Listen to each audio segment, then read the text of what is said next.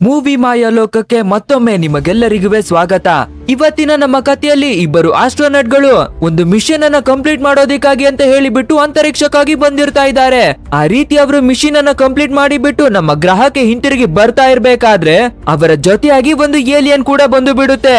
Next ಆ alien ಹೇಗೆ ಬಂದಿರ್ತಾ ಇದೆ, ಏನಕ್ಕಾಗಿ ಬಂದಿರ್ತಾ ಇದೆ, ಅದು ಭೂಮಿಗೆ ಬಂದ ನಂತರ ಏನೆಲ್ಲ ನಡೆಯುತ್ತೆ, ಆ ಕ್ರಿಯೇಚರ್ ಇಂದ ಮನುಷ್ಯರಿಗೆ ಅಪಾಯ ಇರ್ತಾ ಇದ್ಯಾ ಅಥವಾ ಮನುಷ್ಯರಿಂದಾನೇ ಆ ಏಲಿಯನ್ ಗೆ ಅಪಾಯ ಇರ್ತಾ ಇದ್ಯಾ ಅನ್ನೋದಾಗಿ ಟ್ವಿಸ್ಟ್ ಗಳ ಮೇಲೆ ಟ್ವಿಸ್ಟ್ ಅನ್ನ ಕೊಟ್ಟು ಮಾಡಿರ್ತಾರೋ ಮೂವಿನೇ 2020 ಅಲ್ಲಿ ರಿಲೀಸ್ ಆಗಿರ್ತಾರೋ ಸ್ಪುಟ್ನಿಕ್. ಗೈಸ್, ನಮ್ಮ ಫ್ಯಾಮಿಲಿ 10K ನ ರೀಚ್ ಆಗೋದಕ್ಕೆ ತುಂಬಾನೇ ಹತ್ರಕ್ಕೆ ಬಂದು ಬಿಟ್ಟಿರ್ತಾ ಇದೆ. ಸೊ ನೀವು ಇನ್ನುವೇ ಸಬ್ಸ್ಕ್ರೈಬ್ ಅನ್ನ ಮಾಡಿರ್ತಾ ಇಲ್ಲ ಅಂದ್ರೆ ಬೇಗನೆ ಸಬ್ಸ್ಕ್ರೈಬ್ ಮಾಡಿಕೊಳ್ಳಿ. ಸರಿ, ಓಕೆ, ಇವತ್ತಿನ ಮೂವಿಯ ಮಾಯಾ ಲೋಕಕ್ಕೆ ಎಂಟ್ರಿಯನ್ನ ಕೊಡೋಣ. ಸೊ ನಮ್ಮ ಸ್ಟೋರಿ ಓಪನ್ ಆಗೋದೆ 1983 ನಲ್ಲಿ. ಸ್ಪುಟ್ನಿಕ್ ಅನ್ನುವ ಒಂದು ಸ್ಪೇಸ್ ಶಟಲ್ ನಲ್ಲಿ ಅವಚೆನೋ ಅಂಡ್ ಮಾರ್ಕೋ ಅನ್ನುವ ಇಬ್ಬರು ಆಸ್ಟ್ರೋನಟ್ ಕುಳಿತಿರ್ತಾ ಇದ್ದಾರೆ. ಆಕ್ಚುಯಲ್ ಆಗಿ ಹೇಳ್ಬೇಕು ಅಂದ್ರೆ ಯಾವುದೋ ಒಂದು ಮಿಷನ್ ಅನ್ನ ಕಂಪ್ಲೀಟ್ ಮಾಡೋದಕ್ಕಾಗಿ ಅಂತ ಹೇಳಿಬಿಟ್ಟು ಇವರಿಬ್ಬರು ಸ್ಪೇಸ್ ಗೆ ಬಂದಿರ್ತಾ ಇದ್ದಾರೆ. ಅಂಡ್ ಅದೇ ರೀತಿಯಾಗಿ ಸಕ್ಸಸ್ಫುಲ್ ಆಗಿ ಇವರು ಬಂದಿರ್ತಾರೋ ಮಿಷನ್ ಅನ್ನ ಕಂಪ್ಲೀಟ್ ಮಾಡಿಬಿಟ್ಟು ಹಿಂದಿರುಗಿ ನಮ್ಮ ಭೂಮಿ ಗ್ರಹಕ್ಕೆ ಬರ್ತಾ ಇದ್ದಾರೆ. ಬಟ್ ಆದ್ರೆ ಇದೇ ರೀತಿಯಾಗಿ ಬರ್ತಾ ಇರ್ಬೇಕಾದ್ರೆ ವಿಚಿತ್ರವಾಗಿ ಏನೋ ಕಾಣಿಸಿಕೊಳ್ತಾ ಇದೆ. ಅಷ್ಟೇ, ಇಲ್ಲಿಗೆ ಈ ಸೀನ್ ಅನ್ನ ಕಟ್ ಮಾಡಿಬಿಟ್ಟು ನೆಕ್ಸ್ಟ್ ಸೀನ್ ನಲ್ಲಿ ಏನನ್ನ ತೋರಿಸ್ತಾರೆ ಅಂದ್ರೆ ಯಾವುದೇ ಒಂದು ಜಾಗದಲ್ಲಿ ಹೊಗೆ ಎಲ್ಲ ಕಾಣಿಸಿಕೊಳ್ತಾ ಇದೆ. ಸೊ ಒಬ್ಬ ವ್ಯಕ್ತಿ ಏನಿರಬಹುದು ಅಂತ ಹತ್ತಿರಕ್ಕೆ ಬಂದು ನೋಡ್ಬೇಕಾದ್ರೆ ಈ ಆಸ್ಟ್ರೋನಟ್ ಗಳು ಬರ್ತಾ ಇದ್ದ ಸ್ಪೇಸ್ ಶಿಪ್ ಒಂದು ಜಾಗದಲ್ಲಿ ಕ್ರಾಶ್ ಆಗಿ ಬಿದ್ದಿರ್ತಾ ಇದೆ. ಅಷ್ಟೇ, ಈ ರೀತಿ ಕ್ರಾಶ್ ಆಗಿರ್ತಾ ಇರೋದ್ರಿಂದ ಅವಚೆನೋ ಸ್ಪಾಟ್ ನಲ್ಲೇ ತೀರಿ ಹೋಗಿ ಬಿಟ್ಟಿರ್ತಾ ಇದ್ದಾನೆ. ಇನ್ನು ಮಾರ್ಕೋಗೂ ಕೂಡ ತುಂಬಾನೇ ಗಾಯವಾಗಿ ಬಿಟ್ಟು ಸಾಯುವ ಸ್ಟೇಜ್ ಗೆನೆ ಬಂದು ಬಿಟ್ಟಿರ್ತಾ ಇದ್ದಾನೆ. ಇಲ್ಲಿಗೆ ಈ ಸೀನ್ ಅನ್ನ ಕಟ್ ಮಾಡಿಬಿಟ್ಟು ನಮ್ಮ ಕಥೆಯ ಹೀರೋಯಿನ್ ಆಗಿರ್ತಾರೋ ತಾತ್ಯಾನ ಅವಳನ್ನ ತೋರಿಸ್ತಾರೆ. ಅಂಡ್ ಇವಳು ಒಬ್ಳು ಸೈಕಾಲಜಿಸ್ಟ್ ಆಗಿ ವರ್ಕ್ ಅನ್ನ ಮಾಡಿ ಬರ್ತಾ ಇದ್ದಾಳೆ.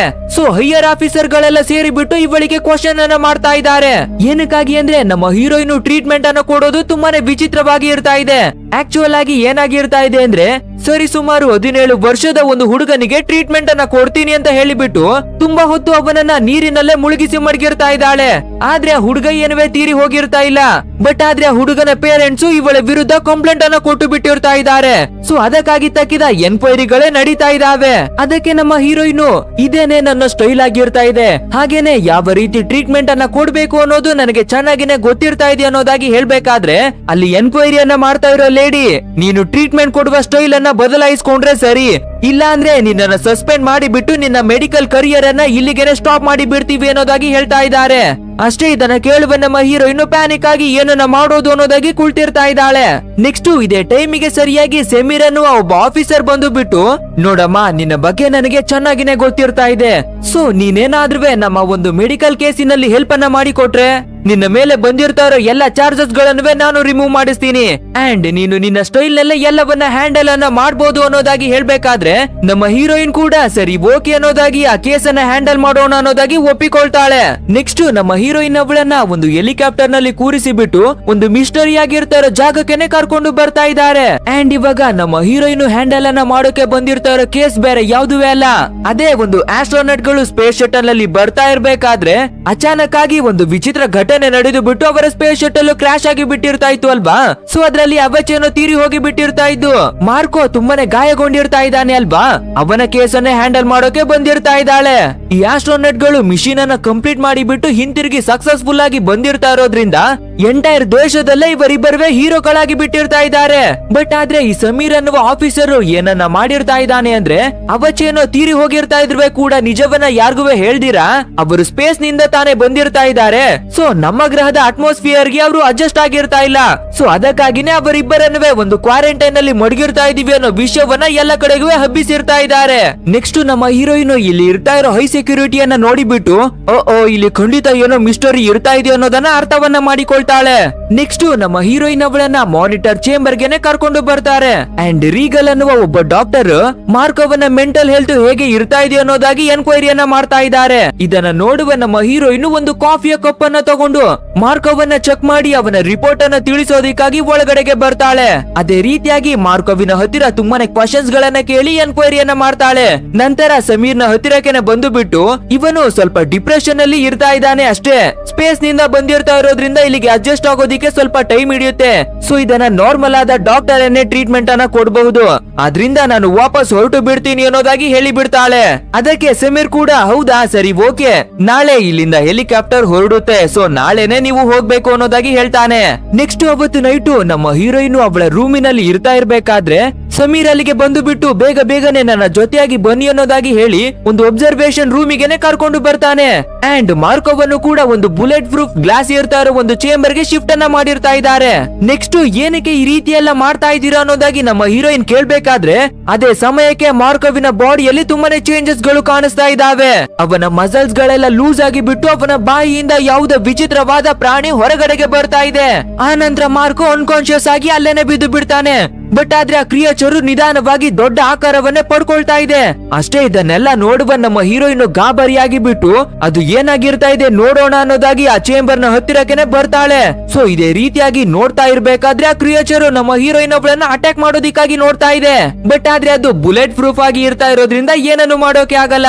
ನೆಕ್ಸ್ಟ್ ಆ ಸಮೀರು ಇವರು ಸ್ಪೇಸ್ ನಿಂದ ಬರ್ಬೇಕಾದ್ರೆ ಇವರು ಮಾತ್ರ ಬಂದಿರ್ತಾ ಇಲ್ಲ, ಇವರ ಜೊತೆಯಾಗಿ ಒಂದು ಏಲಿಯನ್ ಕ್ರಿಯೇಚರ್ ಕೂಡ ಬಂದು ಬಿಟ್ಟಿರ್ತಾ ಇದೆ. ಅಂಡ್ ಆ ಕ್ರಿಯೇಚರು ಮಾರ್ಕೋವಿನ ಬಾಡಿ ಒಳಗಡೆನೆ ಬದುಕಿರ್ತಾ ಇದೆ. ಸೊ ಇದೇ ಕಾರಣಕ್ಕೆ ನ್ಯಾಷನಲ್ ಹೀರೋ ಆಗಿರ್ತಾ ಇರೋ ಮಾರ್ಕೋವನ್ನ ಈ ರೀತಿ ಕ್ವಾರಂಟೈನ್ ಅಲ್ಲಿ ಬಂಧಿಸಿ ಮಡಗಿರ್ತಾ ಇದೀವಿ. ಅಂಡ್ ಈ ಕೇಸ್ ನಲ್ಲಿ ನಿಮ್ಮ ಹೆಲ್ಪ್ ತುಂಬಾನೇ ಬೇಕಾಗಿರ್ತಾ ಇರೋದ್ರಿಂದ ನಿಮ್ಮನ್ನ ಕರೆಸಿರ್ತಾ ಇದೀವಿ. ಸೊ ಮಾರ್ಕೋವಿನಿಂದ ಆ ಕ್ರಿಯೇಚರ್ ಅನ್ನ ಬೇರೆ ಮಾಡೋದು ನಿಮ್ಮ ಕೆಲಸವಾಗಿರ್ತಾ ಇದೆ ಅನ್ನೋದಾಗಿ ಹೇಳ್ತಾನೆ. ಆದ್ರಿಂದ ನಮ್ಮ ಹೀರೋಯಿನ್ ಕೂಡ ಸರಿ ಓಕೆ ನಾನೇನೆ ಹ್ಯಾಂಡಲ್ ಅನ್ನ ಮಾಡ್ತೀನಿ ಅನ್ನೋದಾಗಿ ಹೇಳಿಬಿಟ್ಟು ಇಲ್ಲಿಯವರೆಗೆ ಮಾರ್ಕೋವಿನ ಸಿಸಿಟಿವಿಯ ಫುಟೇಜ್ ಗಳು ಯಾವ್ಯಾವ್ದು ಇರ್ತಾ ಇದೆಯೋ ಎಲ್ಲವನ್ನ ನನಗೆ ಕೊಡಿ, ಆ ಕ್ರಿಯೇಚರ್ ನ ಬಗ್ಗೆ ಇನ್ನಷ್ಟು ಇನ್ಫಾರ್ಮೇಶನ್ ಗಳನ್ನ ತಿಳ್ಕೊಳ್ಳೋದಿಕ್ಕೆ ಅನ್ನೋದಾಗಿ ಕೇಳಿಕೊಳ್ತಾಳೆ. ಅದೇ ರೀತಿಯಾಗಿ ತುಂಬಾನೇ ರಿಸರ್ಚ್ ಅನ್ನ ಮಾಡಿಬಿಟ್ಟು ಆ ಕ್ರಿಯೇಚರ್ ನ ಬಗ್ಗೆ ತುಂಬಾನೇ ಇನ್ಫಾರ್ಮೇಶನ್ ಗಳನ್ನ ಕಲೆಕ್ಟ್ ಮಾಡಿಕೊಳ್ತಾಳೆ. ಮಾರ್ಕೋವಿನ ಬಾಡಿಯಲ್ಲಿ ಇರ್ತಾ ಇರ್ಬೇಕಾದ್ರೆ ಕೇವಲ 30 ಸೆಂಟಿಮೀಟರ್ ಗಳಲ್ಲಿ ಇರುತ್ತೆ. ನಂತರ ಹೊರಗಡೆಗೆ ಬಂದ ನಂತರ ಆಕ್ಸಿಜನ್ ಅನ್ನ ಯೂಸ್ ಮಾಡಿಕೊಂಡು ಸರಿಸುಮಾರು ಅರ್ಧ ಮೀಟರ್ ಗಳಷ್ಟು ಉದ್ದವಾಗುತ್ತೆ. ಅಂಡ್ ಅದು ಹೊರಗಡೆಗೆ ಬರುವ ಸಮಯದಲ್ಲಿ ಒಂದು ಕೆಮಿಕಲ್ ಅನ್ನ ರಿಲೀಸ್ ಮಾಡುತ್ತೆ. ಸೊ ಆ ಕೆಮಿಕಲ್ ಇಂದ ಮಾರ್ಕೋವಿನ ಬಾಡಿಯ ಮಸಲ್ಸ್ ಗಳು ಲೂಸ್ ಆಗೋದ್ರಿಂದ ಈಸಿಯಾಗಿನೇ ಹೊರಗಡೆಗೆ ಬರೋದಿಕ್ಕೆ ಅಂತ. ಅಂಡ್ ಇದು ಎಕ್ಸಾಕ್ಟ್ ಆಗಿ ಹೊರಗಡೆಗೆ ಬರುವ ಟೈಮಿಂಗ್ ಬಂದು ಮಧ್ಯರಾತ್ರಿ 2 ಗಂಟೆಯಿಂದ 3 ಗಂಟೆಯವರೆಗೂ ಹೊರಗಡೆ ಬರುತ್ತೆ.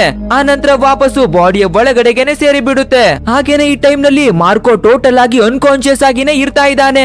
ಅವನ ಬಾಡಿಯ ಒಳಗಡೆ ಒಂದು ಕ್ರಿಯೇಚರ್ ಇದ್ದಿರ್ತಾ ಇದೆ ಅನ್ನೋದು ಕೂಡ ಅವನಿಗೆ ಗೊತ್ತಿರ್ತಾ ಇಲ್ಲ. ಅಂಡ್ ಈ ರೀಗಲ್ ಅನ್ನುವ ಡಾಕ್ಟರ್ ಆ ಕ್ರಿಯೇಚರ್ ಅನ್ನ ಹೊರಗಡೆ ತೆಗೆಯೋದಿಕ್ಕಾಗಿ ಪ್ರಯತ್ನವನ್ನು ಕೂಡ ಮಾಡಿರ್ತಾ ಇದ್ದಾರೆ. ಬಟ್ ಆದ್ರೆ ಆ ಕ್ರಿಯೇಚರ್ ಹೊರಗಡೆಗೆ ಬಂದ ನಂತರ ಮಾರ್ಕೋವಿನ ಹೆಲ್ತ್ ಕಂಡೀಷನ್ ತುಂಬಾನೇ ಹಾಳಾಗಿ ಬಿಟ್ಟಿರ್ತಾ ಇದೆ. ಸೊ ಆ ಕ್ರಿಯೇಚರ್ ಅನ್ನ ಮತ್ತೆ ನಮ್ಮ ಹೀರೋವಿನ ಬಾಡಿ ಒಳಗಡೆಗೆ ಕಳುಹಿಸಿದ ನಂತರವೇ ಕೆಲವೇ ಕ್ಷಣಗಳಲ್ಲಿ ರಿಕವರಿ ಆಗಿರ್ತಾ ಇದ್ದಾನೆ. ಅಂದ್ರೆ ಮಾರ್ಕೋ ಬದುಕಬೇಕು ಅಂದ್ರೆ ಆ ಕ್ರಿಯೇಚರ್ ಇಂದಾನೆ ಸಾಧ್ಯ. ಇಲ್ಲ ಅಂದಿದ್ರೆ ಆ ಸ್ಪೇಸ್ ಶಟಲ್ ಕ್ರಾಶ್ ಆಗಿದಾಗ್ಲೇ ತುಂಬಾನೇ ಗಾಯಗೊಂಡಿರ್ತಾ ಇದ್ದ ಅಲ್ವಾ, ಅವಾಗ್ಲೇನೆ ಇವನು ಕೂಡ ತೀರಿ ಹೋಗಿ ಬಿಡ್ತಾ ಇದ್ದ. ಸೊ ಇವನು ಬದುಕಿರ್ತಾ ಇರೋದಕ್ಕೆ ಕಾರಣ ಕ್ರಿಯೇಚರ್. ನೆಕ್ಸ್ಟ್ ಇದೇ ರೀತಿಯಾಗಿ ಇನ್ವೆಸ್ಟಿಗೇಷನ್ ಅನ್ನ ಮಾಡ್ತಾ ಮಾರ್ಕೋವಿಗೆ 7 ವರ್ಷದ ಮಗು ಇರ್ತಾ ಇದ್ದು ಅದು ಆಶ್ರಮದಲ್ಲಿ ಬೆಳೆದು ಬರ್ತಾ ಇದೆ ಅನ್ನೋ ವಿಷಯವನ್ನ ತಿಳ್ಕೊಳ್ತಾಳೆ. ನೆಕ್ಸ್ಟ್ ಡೇ ಮಾರ್ಕೋವನ್ನ ಇನ್ನಷ್ಟು ಕ್ವಶನ್ ಅನ್ನ ಮಾಡಿ ಎನ್ಕ್ವೈರಿಯನ್ನ ಮಾಡೋಣ ಅಂತ ಹೇಳಿ ಬಿಟ್ಟು ಬರ್ತಾಳೆ. ಆ ರೀತಿ ಬಂದು ಬಿಟ್ಟು ನೀನೊಬ್ಬ ಕೆಟ್ಟ ತಂದೆಯಾಗಿರ್ತಾ ಇದ್ಯಾ, ನಿನ್ನ ಮಗುವನ್ನ ಆಶ್ರಮದಲ್ಲಿ ಬಿಟ್ಟಿರ್ತಾ ಇದ್ಯಾ, ಹಾಗೇನೆ ಇಲ್ಲಿ ಇರ್ತಾ ಇರೋ ಎಲ್ಲಾ ಸ್ಟಾಫ್ ಗಳಿವೆ ನಿನ್ನ ಜೊತೆಯಾಗಿ ಇರ್ತಾ ಇದ್ದ ಆಸ್ಟ್ರೋನಟ್ ಅನ್ನ ನೀನೇ ಕೊಂದಿರ್ತಾ ಇದೆಯೋ ಅನ್ನೋದಾಗಿ ತುಂಬಾ ವಿಷಯಗಳನ್ನ ಹೇಳ್ತಾ ಇದ್ದಾರೆ ಅನ್ನೋದಾಗಿ ಹೇಳ್ಬೇಕಾದ್ರೆ ಮಾರ್ಕೋ ಕೋಪವನ್ನ ಮಾಡ್ಕೊಳ್ತಾ ಇದ್ದಾನೆ. ಆಕ್ಚುಯಲ್ ಆಗಿ ನಮ್ಮ ಹೀರೋಯಿನ್ ಕೂಡ ಬೇಕು ಅಂತಾನೆ ಅವನಿಗೆ ಕೋಪವನ್ನ ತೋರಿಸೋದಿಕ್ಕೇನೆ ಬಂದಿರ್ತಾ ಇದ್ದಾಳೆ. ಏನಕ್ಕಾಗಿ ಅಂದ್ರೆ ಅವನ ಒಳಗಡೆ ಇರ್ತಾ ಇರೋ ಕ್ರಿಯೇಚರ್ ಎಕ್ಸಾಕ್ಟ್ ಆಗಿ ಯಾವ ಫುಡ್ ಅನ್ನ ತಿನ್ನುತ್ತೆ ಅನ್ನೋದನ್ನ ಕಂಡು ಹಿಡ್ಕೊಳ್ಳೋದಿಕ್ಕೆ. ಬಟ್ ಆದ್ರೆ ಆ ಐಡಿಯಾ ವರ್ಕ್ ಆಗೋದಿಲ್ಲ. ಸೊ ಡೈರೆಕ್ಟ್ ಆಗಿ ರೀಗಲ್ ನ ಹತ್ತಿರಕ್ಕೆ ಬಂದು ಬಿಟ್ಟು ಮಾರ್ಕೋವಿನ ಬ್ಲಡ್ ಅನ್ನ ಟೆಸ್ಟ್ ಅನ್ನ ಮಾಡಿ ರಿಪೋರ್ಟ್ ಅನ್ನ ಬೇಗನೆ ತಂದು ಕೊಡಿ, ಆ ಕ್ರಿಯೇಚರ್ ಯಾವ ರೀತಿಯ ಫುಡ್ ಅನ್ನ ತಗೊಳುತ್ತೆ ಅನ್ನೋದನ್ನ ಕಂಡು ಹಿಡಿಲೇಬೇಕು ಅನ್ನೋದಾಗಿ ಡಿಸೈಡ್ ಅನ್ನ ಮಾಡ್ತಾಳೆ. ಹಾಗೇನೆ ಮಾರ್ಕೋವನ್ನ ಗ್ಲಾಸ್ ಚೇಂಬರಿನಿಂದ ತೆಗೆದು ಬಿಟ್ಟು ನಾರ್ಮಲ್ ಆದ ಒಂದು ರೂಮಿಗೆನೆ ಶಿಫ್ಟ್ ಅನ್ನ ಮಾಡಿ ಏನಕ್ಕಾಗಿ ಅಂದ್ರೆ ನನ್ನನ್ನ ಏನಕ್ಕಾಗಿ ಈ ರೀತಿ ಬಂಧನದಲ್ಲಿ ಮಡಗಿರ್ತಾ ಇದ್ದಾರೆ ಅನ್ನೋದಾಗಿ ಮಾರ್ಕೋವಿಗೆ ಯಾವುದೇ ರೀತಿಯ ಅನುಮಾನಗಳು ಬರಬಾರ್ದು ಅನ್ನೋದಾಗಿ ಬೇರೆಯ ಒಂದು ನಾರ್ಮಲ್ ಆದ ರೂಮಿಗೆನೆ ಶಿಫ್ಟ್ ಅನ್ನ ಮಾಡಿಸ್ತಾರೆ. ನೆಕ್ಸ್ಟ್ ನಮ್ಮ ಹೀರೋಯಿನ್ ಆ ರೂಮಿನಲ್ಲಿ ಅವನು ಏನನ್ನ ಮಾಡ್ತಿರಬಹುದು ನೋಡೋಣ ಅಂತ ಹೇಳಿಬಿಟ್ಟು ಅದೇ ರೂಮಿಗೆನೆ ಬರ್ತಾಳೆ. ಇದೇ ಟೈಮಿನಲ್ಲಿ ಮಾರ್ಕೋ ಕೂಡ ನಿಜವಾದ ವಿಷಯವನ್ನ ಹೇಳ್ತಾನೆ. ನಾನು ಆಸ್ಟ್ರೋನಟ್ ಆಗಿ ಒಂದು ಮಿಷನ್ ಅನ್ನ ಕಂಪ್ಲೀಟ್ ಮಾಡೋದಿಕ್ಕಾಗಿ ಬರುವ ಮುಂಚೆ ನನ್ನ ಹೆಂಡತಿ ತೀರಿ ಹೋಗಿರ್ತಾ ಇದ್ದಾಳೆ. ಸೊ ನನ್ನ ಮಗುವನ್ನ ನೋಡ್ಕೊಳ್ಳೋರು ಯಾರುವೆ ಇಲ್ದೇ ಇರೋ ಕಾರಣಕ್ಕಾಗಿನೇ ಆ ಪುಟ್ಟ ಮಗುವನ್ನ ಆಶ್ರಮಕ್ಕೆ ಸೇರಿಸಿ ಬಿಟ್ಟು ಹೋಗಿರ್ತಾ ಇದ್ದೀನಿ. ನೆಕ್ಸ್ಟ್ ಹಿಂದಿರುಗಿ ಬಂದ ನಂತರ ನನ್ನ ಮಗುವನ್ನ ನಾನೇನೆ ಸಾಕೋಣ ಅನ್ನೋದಾಗಿ ಡಿಸೈಡ್ ಅನ್ನ ಮಾಡಿಬಿಟ್ಟು ಹೋಗಿರ್ತಾ ಇದ್ದೀನಿ. ಬಟ್ ಆದ್ರೆ ಇಲ್ಲಿ ನೋಡಿದ್ರೆ ಇವರು ನನ್ನನ್ನ ಈ ರೀತಿಯಾಗಿ ಬಂಧನವನ್ನ ಮಾಡಿ ಕ್ವಾರಂಟೈನ್ ಅಲ್ಲಿ ಮಡಗಿರ್ತಾ ಇದ್ದಾರೆ ಅನ್ನೋದಾಗಿ ಹೇಳ್ತಾನೆ. ಅದಕ್ಕೆ ನಮ್ಮ ಹೀರೋಯಿನ್ ಸರಿ ಓಕೆ ಅಂತ ಹೇಳಿಬಿಟ್ಟು ಅಲ್ಲಿಂದ ಹೊರಡ್ತಾಳೆ. ನೆಕ್ಸ್ಟ್ ಅವತ್ತು ನೈಟ್ ಆ ಕ್ರಿಯೇಚರ್ ಹೊರಗಡೆಗೆ ಬರುವ ಸಮಯದವರೆಗೂ ಕಾಯ್ದು ಬಿಟ್ಟು ಆ ಕ್ರಿಯೇಚರ್ ಆಚೆಗೆ ಬಂದ ನಂತರ ಮಾರ್ಕೋವಿಗೆ ತುಂಬಾನೇ ಇಷ್ಟವಾಗಿರ್ತಾ ಇರೋ ಒಂದು ಟಾಯ್ ಅನ್ನ ತಗೊಂಡು ನಮ್ಮ ಹೀರೋಯಿನ್ ಬರ್ತಾಳೆ. ಅಂಡ್ ಆ ಕ್ರಿಯೇಚರ್ ಕೂಡ ಟಾಯ್ ಅನ್ನ ನೋಡಿಬಿಟ್ಟು ಅದ್ರ ಕಡೆಗೇನೆ ತುಂಬಾನೇ ಅಟ್ರಾಕ್ಟ್ ಆಗ್ತಾ ಇದೆ. ಆ ರೀತಿ ಅಟ್ರಾಕ್ಟ್ ಆಗ್ತಾ ಇರೋದ್ರಿಂದ ಈ ಬಾರಿ ನಮ್ಮ ಹೀರೋಯಿನ್ ಅವಳ ಮೇಲೆ ಯಾವುದೇ ರೀತಿಯ ಅಟ್ಯಾಕ್ ಅನ್ನವೇ ಮಾಡೋದಿಲ್ಲ. ಸೊ ಯೋಚನೆಯನ್ನ ಮಾಡುವ ನಮ್ಮ ಹೀರೋಯಿನ್ ಒಂದು ಪ್ರೊಟೆಕ್ಟಿಂಗ್ ಶೂಟ್ ಅನ್ನ ಹಾಕೊಂಡು ಒಳಗಡೆಗೆನೆ ಎಂಟ್ರಿಯನ್ನ ಕೊಡ್ತಾಳೆ. ನೆಕ್ಸ್ಟ್ ಅವಳು ತಂದಿರ್ತಾ ಇರೋ ಆ ಟಾಯ್ ಅನ್ನ ಕೆಳಗಡೆಗೆ ಮಡಗಬೇಕಾದ್ರೆ ಆ ಕ್ರಿಯೇಚರ್ ತುಂಬಾನೇ ಪ್ರೀತಿಯಿಂದ ಬಂದು ಅದನ್ನ ಒಪ್ಪಿಕೊಳ್ತಾ ಇದೆ. ಯಾವ ರೀತಿ ಅಂದ್ರೆ ಆ ಟಾಯ್ ಅಂದ್ರೆ ಆ ಕ್ರಿಯೇಚರ್ಗೂ ಕೂಡ ತುಂಬಾ ಇಷ್ಟವಾಗಿ ಬಿಟ್ಟಿರ್ತಾ ಇದೆಯೇನೋ ಅನ್ನುವಷ್ಟು ಮಟ್ಟಿಗೆ ಆ ಟಾಯ್ ನ ಜೊತೆ ಆಟವನ್ನ ಆಡ್ತಾ ಇದೆ. ಸೊ ನಮ್ಮ ಹೀರೋಯಿನ್ ಇದು ಶಾಂತವಾಗಿನೇ ಆಟವನ್ನ ಆಡ್ತಾ ಇದೆ ಅಲ್ವಾ, ಈ ಗ್ಯಾಪಿನಲ್ಲಿ ಇದನ್ನ ಟಚ್ ಮಾಡಿ ಇದಕ್ಕೆ ಕ್ಲೋಸ್ ಆಗೋದಿಕ್ಕೆ ಟ್ರೈ ಅನ್ನ ಮಾಡೋಣ ಅನ್ನೋದಾಗಿ ಆ ಕ್ರಿಯೇಚರ್ ಅನ್ನ ಟಚ್ ಮಾಡ್ಬೇಕಾದ್ರೆ ಅದು ತುಂಬಾನೇ ಕೋಪವನ್ನ ಮಾಡ್ಕೊಂಡು ನಮ್ಮ ಹೀರೋಯಿನ್ ಅವಳ ಕಾಲನ್ನು ಹಿಡಿದು ಕೆಳಗಡೆಗೆ ಎಳೆದು ಅವಳಿಗೆ ಟಾರ್ಚರ್ ಅನ್ನ ಕೊಡ್ತಾ ಇದೆ. ಸೊ ಅಲ್ಲಿ ಇರ್ತಾ ಇರೋ ಸ್ಟಾಫ್ ಬೇಗನೆ ಎಲ್ಲ ಲೈಟ್ ಗಳನ್ನು ಆನ್ ಅನ್ನ ಮಾಡಿಬಿಟ್ಟು ಆ ಕ್ರಿಯೇಚರ್ ಗೆ ಕನ್ಫ್ಯೂಷನ್ ಅನ್ನ ಮಾಡಿ ಭಯವನ್ನ ಪಡಿಸ್ತಾರೆ. ಅಂಡ್ ಅದೇ ಗ್ಯಾಪ್ ಅನ್ನ ಯೂಸ್ ಮಾಡಿ ನಮ್ಮ ಹೀರೋಯಿನ್ ಅವಳನ್ನು ಕೂಡ ಸೇಫ್ ಅನ್ನ ಮಾಡ್ತಾರೆ. ನೆಕ್ಸ್ಟ್ ನಮ್ಮ ಹೀರೋಯಿನ್ ಎಚ್ಚರಿಯಾಗಿ ಬಿಟ್ಟು ಆ ಸಮೀರ್ ನ ಹತ್ತಿರ ಏನನ್ನ ಹೇಳ್ತಾಳೆ ಅಂದ್ರೆ ಆ ಮಾರ್ಕೋ ಅಂಡ್ ಆ ಕ್ರಿಯೇಚರ್ ಇಬ್ಬರ ಫೀಲಿಂಗ್ಸ್ ಒಂದೇ ಆಗಿರ್ತಾ ಇದೆ. ಅಂದ್ರೆ ಮಾರ್ಕೋವನ್ನ ಆ ಕ್ರಿಯೇಚರ್ ಪೂರ್ತಿಯಾಗಿ ಆವರಿಸಿಕೊಂಡು ಬಿಟ್ಟು ಮಾರ್ಕೋವಿಗೆ ಏನೆಲ್ಲ ಇಷ್ಟವಾಗಿರ್ತಾ ಇದೆಯೋ ಅದನ್ನ ಆ ಕ್ರಿಯೇಚರ್ ಕೂಡ ಇಷ್ಟವನ್ನ ಪಡ್ತಾ ಇದೆ. ಅಂಡ್ ಆ ಕ್ರಿಯೇಚರ್ ನಮ್ಮ ಮಾರ್ಕೋವನ್ನ ಕಂಟ್ರೋಲ್ ಅನ್ನ ಮಾಡ್ತಾ ಇದೆ ಅನ್ನೋದಾಗಿ ಹೇಳ್ತಾಳೆ. ನೆಕ್ಸ್ಟ್ ಸಿಸಿಟಿವಿಯ ಫುಟೇಜ್ ಗಳನ್ನ ಚೆಕ್ ಮಾಡೋಣ ಅನ್ನೋದಾಗಿ ನೋಡ್ತಾ ಇರ್ಬೇಕಾದ್ರೆ ಆ ಸಿಸಿಟಿವಿಯ ಫುಟೇಜ್ ಗಳಲ್ಲಿ ಏನೋ ಗ್ಲಿಚ್ ಕಾಣಿಸ್ತಾ ಇದೆ. ಸೊ ಇಲ್ಲಿ ಏನೋ ನಡೆದಿರ್ತಾ ಇದೆಯೋ ಅನ್ನೋದಾಗಿ ನಮ್ಮ ಹೀರೋ ಡೌಟ್ ಅನ್ನ ಪಟ್ಟು ಬಿಟ್ಟು ಆ ರೀಗಲ್ ನ ಹತ್ರ ಕ್ವಶನ್ ಅನ್ನ ಮಾಡಿ ಕೇಳ್ಬೇಕಾದ್ರೆ ಆ ಡಾಕ್ಟರ್ ನನಗೆ ಏನುವೆ ಗೊತ್ತಿರ್ತಾ ಇಲ್ಲ ಅನ್ನೋದಾಗಿ ಹೇಳಿ ಬಿಡ್ತಾ ಇದ್ದಾನೆ. ಬಟ್ ಆದ್ರೆ ನಮ್ಮ ಹೀರೋಯಿನ್ ಸೂಪರ್ ಆಗಿನೇ ಕಂಡು ಹಿಡಿದು ಬಿಟ್ಟಿರ್ತಾ ಇದ್ದಾಳೆ. ನೀವು ಈ ಕ್ರಿಯೇಚರ್ ನ ಮೇಲೆ ತುಂಬಾನೇ ರಿಸರ್ಚ್ ಅನ್ನ ಮಾಡಿಬಿಟ್ಟು ಎಲ್ಲರಿಗೂ ಅದನ್ನ ಪಬ್ಲಿಷ್ ಮಾಡಿ ನೋಬೆಲ್ ಅವಾರ್ಡ್ ಅನ್ನ ಪಡ್ಕೊಳ್ಳೋದಿಕ್ಕೆ ಟ್ರೈ ಅನ್ನ ಮಾಡ್ತಾ ಇದ್ದೀರಾ ಅಲ್ವಾ, ಖಂಡಿತ ನನಗೆ ಗೊತ್ತಿರ್ತಾ ಇದೆ. ಬಟ್ ಆದ್ರೆ ನಿಮ್ಮ ನೋಬೆಲ್ ಪ್ರೈಸ್ ಗೆ ನಾನು ಯಾವುದೇ ರೀತಿ ಅಡ್ಡವಾಗೋದಿಲ್ಲ, ಕೇವಲ ನನಗೆ ಸತ್ಯವನ್ನ ತಿಳ್ಕೊಳ್ಬೇಕಾಗಿರ್ತಾ ಇದೆ ಅಷ್ಟೇ. ಸೊ ನಿಜವನ್ನ ಹೇಳಿ ಅನ್ನೋದಾಗಿ ಹೇಳ್ತಾಳೆ. ಅದಕ್ಕೆ ಆ ಡಾಕ್ಟರ್ ಕೂಡ ನಾವು ತುಂಬಾ ದಿನಗಳಿಂದ ಈ ಕ್ರಿಯೇಚರ್ ಮೇಲೆ ತುಂಬಾನೇ ರಿಸರ್ಚ್ ಗಳನ್ನ ಮಾಡ್ತಾನೆ ಬಂದಿರ್ತಾ ಇದೀವಿ, ಬಟ್ ಆದ್ರೆ ಯಾವುದೇ ಪ್ರಯೋಜನ ಆಗಿರ್ತಾನೆ ಇಲ್ಲ. ಈ ತಾತ್ಯಾನ ಬಂದ ಮೇಲೆ ತುಂಬಾನೇ ವಿಷಯಗಳು ನಮಗೆ ಗೊತ್ತಾಗಿರ್ತಾ ಇದಾವೆ. ಸೊ ನಾವು ಇನ್ನಷ್ಟು ರಿಸರ್ಚ್ ಅನ್ನ ಮಾಡ್ಬೇಕು ಅಂದ್ರೆ ಇವರ ಹೆಲ್ಪ್ ಅನ್ನ ತಗೊಳ್ಳೇಬೇಕು ಅಂತ ಹೇಳಿಬಿಟ್ಟು ನಮ್ಮ ಹೀರೋಯಿನ್ ಗೆ ಹೆಲ್ಪ್ ಅನ್ನ ಮಾಡೋದಿಕ್ಕಾಗಿ ಒಪ್ಪಿಕೊಳ್ತಾನೆ. ನೆಕ್ಸ್ಟ್ ನಿಮಗೆ ಎಲ್ಲಾ ವಿಷಯಗಳನ್ನೇ ತಿಳಿಸಿಕೊಡ್ತೀನಿ ಬನ್ನಿ ಅನ್ನೋದಾಗಿ ಹೇಳಿಬಿಟ್ಟು ನಮ್ಮ ಹೀರೋಯಿನ್ ಅವಳನ್ನ ಒಂದು ಕಾರಿನ ಒಳಗಡೆಗೆನೆ ಬಚ್ಚಿಟ್ಟು ಬಿಟ್ಟು ಆ ಕಾರನ್ನ ಡ್ರೈವ್ ಅನ್ನ ಮಾಡ್ಕೊಂಡು ಬೇರೆಯಾದ ಒಂದು ಜಾಗಕ್ಕೆ ಬರ್ತಾನೆ. ಅಂಡ್ ಆ ಜಾಗಕ್ಕೆ ಹೋಗೋದಿಕ್ಕೆ ಕೆಲವೇ ಜನರಿಗೆ ಮಾತ್ರ ಪರ್ಮಿಷನ್ ಇದ್ದಿರ್ತಾ ಇದೆ. ಸೊ ಅದ್ರಲ್ಲಿ ಡಾಕ್ಟರ್ ಕೂಡ ಒಬ್ಬನಾಗಿರ್ತಾ ಇರೋದ್ರಿಂದ ನಮ್ಮ ಹೀರೋಯಿನ್ ಅವಳನ್ನ ಕಾರಿನಲ್ಲಿ ಬಚ್ಚಿಟ್ಟು ಬಿಟ್ಟು ಜೊತೆಯಲ್ಲೇ ಕರ್ಕೊಂಡು ಬರ್ತಾನೆ. ನೆಕ್ಸ್ಟ್ ಒಂದು ನೈಟ್ ವಿಷನ್ ಬೈನಾಕ್ಯುಲರ್ ಅನ್ನ ಕೊಟ್ಟು ಬಿಟ್ಟು ನೀವು ಕಾರಿನ ಒಳಗಡೆಯಿಂದಾನೆ ಎಲ್ಲವನ್ನ ನೋಡಿ ಅನ್ನೋದಾಗಿ ಹೇಳಿ ಒಂದು ಬುಲೆಟ್ ಪ್ರೂಫಿನ ಕೇಜನ್ನ ಮಾಡಿ ಮಡಗಿರ್ತಾ ಇದ್ದಾರೆ. ಆ ಜಾಗಕ್ಕೆ ಹೊರಟು ಬರ್ತಾನೆ. ಆ ನಂತರ ಒಬ್ಬ ಖೈದಿಯನ್ನ ಅಂದ್ರೆ ಒಬ್ಬ ಪ್ರಿಸನರ್ ಅನ್ನ ಬುಲೆಟ್ ಪ್ರೂಫಿನ ಕೇಜಿನ ಒಳಗಡೆಗೆನೆ ತಂದು ಮಡುಕ್ತಾರೆ. ನೆಕ್ಸ್ಟ್ ಅಲ್ಲಿ ಇರ್ತಾರೆ ಎಲ್ಲ ಲೈಟ್ ಗಳನ್ನು ಆಫ್ ಅನ್ನ ಮಾಡಿ ಬಿಡ್ತಾ ಇದ್ದಾರೆ. ನೆಕ್ಸ್ಟ್ ನಮ್ಮ ಹೀರೋವಿನ ಬಾಡಿಯಲ್ಲಿ ಒಂದು ಕ್ರಿಯೇಚರ್ ಇದ್ದಿರ್ತಾ ಇದೆ ಅಲ್ವಾ, ಅದೇನೆ ಅಲ್ಲಿಗೆ ಎಂಟ್ರಿಯನ್ನ ಕೊಡ್ತಾ ಇದೆ. ಆ ರೀತಿ ಬಂದು ಬಿಟ್ಟು ಆ ಪ್ರಿಸನರ್ ನ ಕಥೆಯನ್ನ ಮುಗಿಸಿ ಬಿಟ್ಟು ಅವನನ್ನ ತಿಂದು ಹಾಕ್ತಾ ಇದೆ. ಅಂದ್ರೆ ಈ ಕ್ರಿಯೇಚರ್ ತಿಂತಾ ಇರುವ ಫುಡ್ ಬೇರೆ ಯಾವುದುವೇ ಅಲ್ಲ, ಅದು ಮನುಷ್ಯರೇ. ಅಂಡ್ ಈ ಜಾಗ ಬೇರೆ ಯಾವುದುವೇ ಅಲ್ಲ, ನಮ್ಮ ಮಾರ್ಕೋವನ್ನ ಒಂದು ರೂಮ್ ನಲ್ಲಿ ಮಡಗಿರ್ತಾ ಇದ್ದಾರೆ ಅಲ್ವಾ, ಆ ರೂಮ್ ಗೆನೆ ಈ ಜಾಗವನ್ನ ಅಟ್ಯಾಚ್ ಮಾಡಿ ಮಡಗಿರ್ತಾ ಇದ್ದಾರೆ. ಸೊ ಆ ಕ್ರಿಯೇಚರ್ ನಮ್ಮ ಹೀರೋವಿನಿಂದ ಹೊರಗಡೆಗೆ ಬಂದ ನಂತರ ಇದೇ ಕೇಜಿನ ಒಳಗಡೆಗೆನೆ ಬಂದು ಬಿಟ್ಟು ಫುಡ್ ಅನ್ನ ತಿಂದು ಹೋಗ್ತಾ ಇದೆ. ಅಷ್ಟೇ ಇದನ್ನೆಲ್ಲ ನೋಡುವ ನಮ್ಮ ಹೀರೋಯಿನ್ ಅಯ್ಯೋಯ್ಯೋ ಇಲ್ಲಿ ಏನ್ ತಾನೇ ನಡೀತಾ ಇದೆ ಅನ್ನೋದಾಗಿ ಫೀಲ್ ಅನ್ನ ಮಾಡ್ತಾಳೆ. ನೆಕ್ಸ್ಟ್ ಆ ಡಾಕ್ಟರ್ ನಮ್ಮ ಹೀರೋಯಿನ್ ಅವಳ ಹತ್ತಿರಕ್ಕೆ ಬಂದು ಬಿಟ್ಟು ಮೊದಲು ಈ ಮಾರ್ಕೋ ನಮಗೆ ಸಿಕ್ಕಾಗ ಅವನ ಹೆಲ್ತ್ ಕಂಡೀಷನ್ ತುಂಬಾನೇ ಹಾಳಾಗಿ ಬಿಟ್ಟಿರ್ತಾ ಇತ್ತು. ಬಟ್ ಆದ್ರೆ ಅವನ ಒಳಗಡೆ ಇರ್ತಾ ಇರೋ ಈ ಕ್ರಿಯೇಚರ್ ನಿಂದ ದಿನದಿಂದ ದಿನಕ್ಕೆ ಚೇತರಿಸಿಕೊಳ್ತಾ ಇದ್ದ. ಯಾವ ಮಟ್ಟಿಗೆ ಇವನು ರಿಕವರಿ ಆಗ್ತಾ ಇದ್ದ ಅಂದ್ರೆ ಅಷ್ಟು ವೇಗದಲ್ಲಿ ಸಾಮಾನ್ಯ ಮನುಷ್ಯರು ರಿಕವರಿ ಆಗೋದಿಕ್ಕೆ ಸಾಧ್ಯನೇ ಇರ್ತಾ ಇಲ್ಲ. ಅಷ್ಟೊಂದು ಬೇಗನೆ ಇವನು ನಾರ್ಮಲ್ ಆಗಿ ಬಿಡ್ತಾ ಇದ್ದ. ಅಂಡ್ ಅದೇ ರೀತಿಯಾಗಿ ಹಾಸ್ಪಿಟಲ್ ನಲ್ಲಿ ಇರ್ತಾ ಇರ್ಬೇಕಾದ್ರೆ ಒಂದು ನರ್ಸ್ ನ ಕಥೆಯನ್ನು ಕೂಡ ಮುಗಿಸಿ ಬಿಟ್ಟು ತಿಂದು ಬಿಟ್ಟಿರ್ತಾ ಇದೆ ಆ ಕ್ರಿಯೇಚರ್. ಅಂಡ್ ಆ ರೀತಿ ತಿಂದಿದ ನಂತರ ಮಾರ್ಕೋವಿನ ಹೆಲ್ತ್ ಕಂಡೀಷನ್ ಇನ್ನುವೇ ಸೂಪರ್ ಆಗಿನೇ ಚೇತರಿಸಿಕೊಂಡು ಬಿಟ್ಟಿರ್ತಾ ಇದೆ. ಸೊ ಇದನ್ನ ನೋಡುವ ಸೆಮೀರ್ ಆಫೀಸರ್ ಏನನ್ನ ಮಾಡಿರ್ತಾ ಇದ್ದಾರೆ ಅಂದ್ರೆ ಮೀನು, ಕೋಳಿ, ಹಂದಿ ಯಾವ ಪ್ರಾಣಿಗಳು ಸಿಗುತ್ತೋ ಎಲ್ಲವನ್ನೂ ತಿನ್ನೋದಿಕ್ಕಾಗಿ ಕೊಟ್ಟಿರ್ತಾ ಇದ್ದಾರೆ ಆ ಕ್ರಿಯೇಚರ್ಗೆ. ಬಟ್ ಆದ್ರೆ ಇದನ್ನೆಲ್ಲ ತಿಂದ ನಂತರ ಮಾರ್ಕೋವಿನ ಹೆಲ್ತ್ ಇನ್ನವೇ ಹಾಳಾಗಿ ಬಿಡ್ತಾ ಇದೆ. ಸೊ ತುಂಬಾನೇ ಯೋಚನೆಯನ್ನ ಮಾಡಿಬಿಟ್ಟು ಆ ಸೆಮೀರು ಏನನ್ನ ಮಾಡಿರ್ತಾ ಇದ್ದಾರೆ ಅಂದ್ರೆ ಒಬ್ಬ ಪ್ರಿಸನರ್ ಅನ್ನ ಕೊಟ್ಟು ನೋಡೋಣ, ಆ ನಂತರ ಏನಾಗುತ್ತೆ ಅನ್ನೋದನ್ನ ನೋಡೋದಿಕ್ಕಾಗಿ ಒಂದು ಪ್ರಿಸನರ್ ಅನ್ನ ತಿನ್ನೋದಿಕ್ಕಾಗಿ ಕೊಟ್ಟಿರ್ತಾ ಇದ್ದಾರೆ. ಸೊ ಆ ರೀತಿಯ ಕ್ರಿಯೇಚರ್ ಕೂಡ ತಿಂದು ಮುಗಿಸಿದ ನಂತರ ಮತ್ತೆ ಮಾರ್ಕೋವಿನ ಹೆಲ್ತ್ ಕಂಡೀಷನ್ ನಾರ್ಮಲ್ ಆಗಿ ಬಿಟ್ಟಿರ್ತಾ ಇದೆ.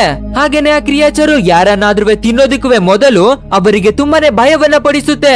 ಏನಕ್ಕಾಗಿ ಅಂದ್ರೆ ಮನುಷ್ಯರು ಭಯವನ್ನ ಪಡ್ಕೊಂಡಾಗ್ಲೇ ಅವರಲ್ಲಿ ಕಾರ್ಟಿಸೋನ್ ಅನ್ನುವ ಒಂದು ಹಾರ್ಮೋನ್ ಲೆವೆಲ್ ತುಂಬಾನೇ ಬೂಸ್ಟ್ ಆಗುತ್ತೆ. ಸೊ ಅದರಿಂದ ತಿನ್ನೋದಿಕ್ಕೆ ತುಂಬಾನೇ ಟೇಸ್ಟಿಯಾಗಿ ಇರುತ್ತೆ ಅನ್ನೋದಾಗಿ ಹೇಳಿಬಿಟ್ಟು ಹೆದರಿಸಿದ ನಂತರವೇ ತಿನ್ನೋದಿಕ್ಕೆ ಶುರುವನ್ನ ಮಾಡುತ್ತೆ ಅನ್ನೋದಾಗಿ ತುಂಬಾ ವಿಷಯವನ್ನ ಹೇಳ್ತಾನೆ.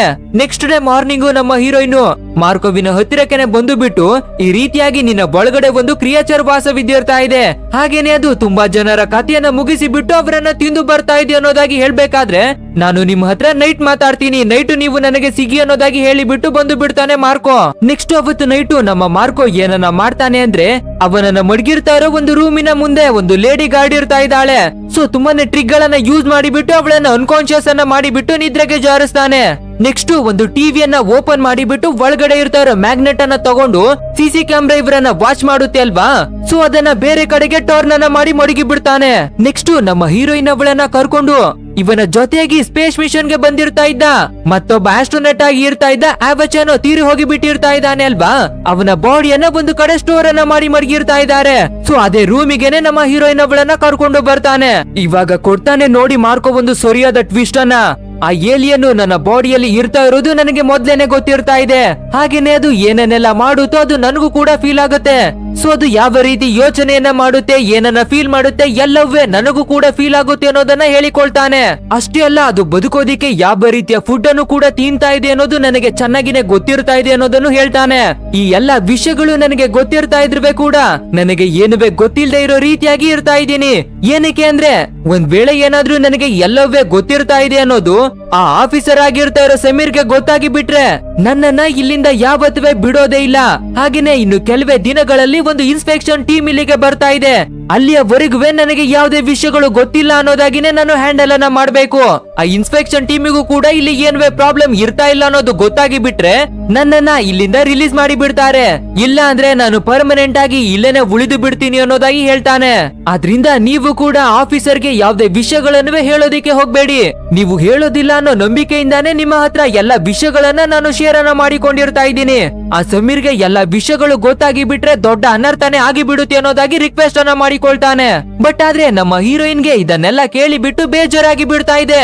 ಹೊರಗಿನ ಜನ ಸ್ಪೇಸ್ ನಲ್ಲಿ ಸಾಧನೆಯನ್ನ ಮಾಡಿ ಬಂದಿರ್ತಾ ಇರೋ ಹೀರೋ ಅಂತ ಎಲ್ಲರೂ ಕೊಂಡಾಡ್ತಾ ಇದ್ದಾರೆ.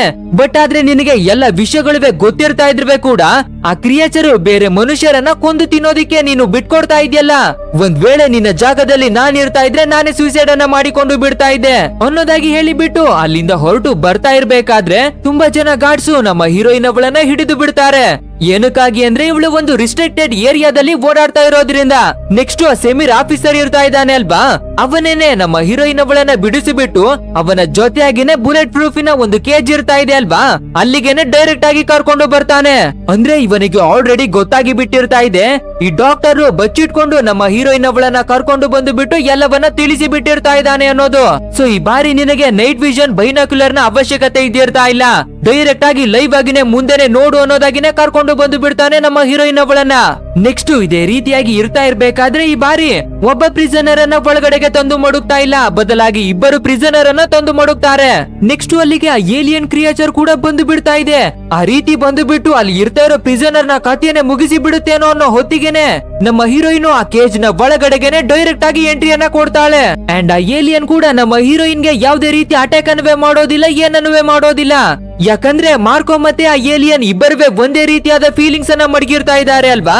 ಸೊ ಇದೇ ಕಾರಣಕ್ಕೆ ನಮ್ಮ ಹೀರೋಯಿನ್ ಗೆ ಏನನ್ನವೇ ಮಾಡೋದಿಲ್ಲ. ನೆಕ್ಸ್ಟ್ ನಮ್ಮ ಹೀರೋಯಿನ್ ಮಾರ್ಕೋಗೆ ತುಂಬಾನೇ ಫೇವ್ರೇಟ್ ಆಗಿ ಇರ್ತಾ ಇರೋ ಸಾಂಗ್ ಅನ್ನ ಆಡೋದಿಕ್ಕೆ ಶುರುವನ್ನ ಮಾಡ್ತಾಳೆ. ಸೊ ಅದಕ್ಕೆ ಪ್ರತಿಯಾಗಿ ಆ ಕ್ರಿಯೇಚರ್ ಕೂಡ ಶಾಂತವಾಗೋದಿಕ್ಕೆ ಶುರುವಾಗುತ್ತೆ.